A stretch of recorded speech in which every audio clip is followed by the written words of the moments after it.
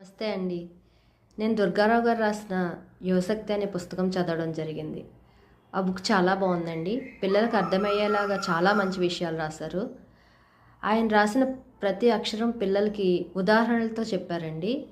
Sir Abdul Kalam గారు ఏం చేశారు, స్వామి వివేకానంద గారి గురించి, అలా చాలా పెద్ద పెద్ద వ్యక్తుల గురించి ఆయన ఉదాహరణలు ఇచ్చి పిల్లల్ని పరిచే విధంగా రాశారు.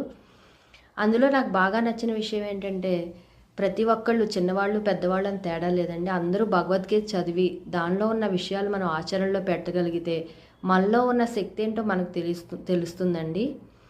ఈ రోజుల్లో ఉన్న యువతరం అందరూ కూడా ముందుకు వెళ్ళడానికి చాలా చాలా మంచి విషయాలు అందులో ఉన్నాయండి. అదే కాకుండా మన దేశంలో ఉన్న ప్రతి విషయాన్ని, మంచి విషయాలను ఆయన ఉదాహరణలతో పాటు చెప్పారు.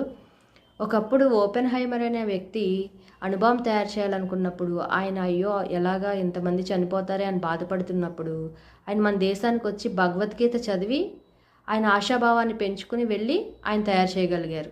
అదే కాకుండా మన దేశంలో మనకు తెలియని మంచి విషయాలన్నీ కూడా ఇప్పటికీ పిల్లలకు తెలియచేసే విధంగా ఆయన బుక్ రాశారు.